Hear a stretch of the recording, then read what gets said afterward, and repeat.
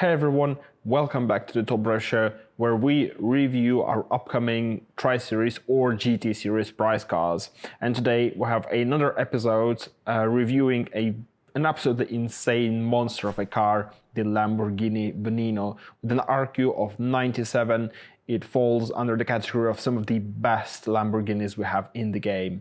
So it is GT Series prize car, not Tri-Series, which means that you guys have to battle in the events that are running in Top Drives right now to earn the tokens and then use those tokens to unlock the challenges that will be going live in Top Drives very soon. So I've got Will today with me. He will, as always, review the car, talk about its history, performance, show you some footage racing against its rivals, and ultimately this will help you to decide whether you want or can beat the challenges and unlock this car for yourself, guys. So, Will, your turn. Thank you, Dimitri. The Lamborghini Veneno. To the cynical, it's just an Aventador underneath some uglier bodywork and some Countach-style wheel arches. An extremely expensive one at that too, what with its £3 million price tag. But what exactly is the problem with that? Especially if, rather than ugly, you think the bodywork is mean and purposeful, because at the Veneno's core is Lamborghini's big 6.5-litre naturally aspirated V12. Positioned ahead of that vast, beautiful sounding engine is a 7-speed automated manual gearbox. Yes, weirdly the Aventador and therefore the Veneno's gearbox is practically right in the middle of the car because it sends power to both the front and rear axles, and that makes it a bit easier to do that. The car suspension is made up of pushrod actuated springs and dampers like you'd find in a proper prototype race car. And that all sits within steel subframes bolted to a carbon fibre monocoque passenger cell. It's all very proper stuff. The Veneno's extra slashes and that massive wing and even bigger diffuser and a huge fin down the middle of the car all have their uses too. The V12 in the Veneno has 750 brake horsepower, an extra 50 over the contemporary Aventador, and explains why it needs all those extra vents for cooling. Although, more recently, the Aventador SVJ's V12 puts out 770 brake horsepower without such extreme bodywork. Still, even the SVJ can't match the Veneno's quite incredible 221 mile an hour at top speed.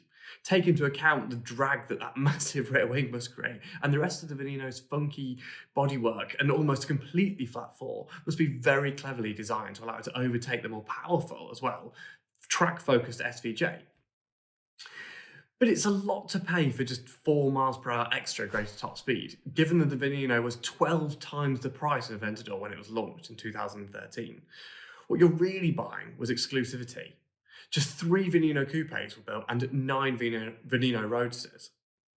It's the drop-top version that's in Top Drives, and that's the one that has probably the craziest element. It has no roof. No electric folding hardtop, no quick-release cloth roof, not even a flimsy, fiddly bit of canvas to keep the interior dry. Absolutely nothing. Such things don't matter in Top Drives though. Even in the rain, even if it rains in the game, you don't get wet. Perhaps the same is true for the super rich in the real world. Maybe Lamborghini would know. So we know they're similar, but let's see how the Veneno Roadster competes with the Aventador SVJ on the fast circuit. So it's close at the start. The SVJ is a little quicker to the first corner, and then the Veneno gets ahead by the exit. The SVJ claws a little bit back on the straight, but the Veneno's better handling, thanks to that more expert aero, is difficult to beat through the final bends, and it takes the win. Just. The SVJ isn't Lamborghini's only track-focused road car. There's the Huracan Performante. It might be smaller, but it packs quite the punch. Somewhere a little bit wiggly, and it might cause the Veneno to sweat, like the hairpin road. The Veneno's faster acceleration, however, means that even though they go through each corner together, the V12 car pulls out ahead on each little straight and finally up to the finish line, so it takes the lead. Let's try the Veneno against something that's not a Lamborghini, but is still also very fast, very exclusive, and four-wheel drive, the Bugatti Veyron Grand Sport. On the twisty circuit, we get an exciting race. The exceedingly powerful Veyron gets ahead initially, but as the corners come thick and fast, the Lamborghini inches ahead. It even keeps its lead down the back straight. But on the final blast to the last corner, the Bugatti just gets its nose ahead for the checkered flag. The Lamborghini Veneno Roadster, Silly looking, maybe. Stupidly expensive, probably. But bonkers fast, definitely. Thank you very much, Will. Once again, thank you for coming along and reviewing this crazy price car for us, the Lamborghini Veneno.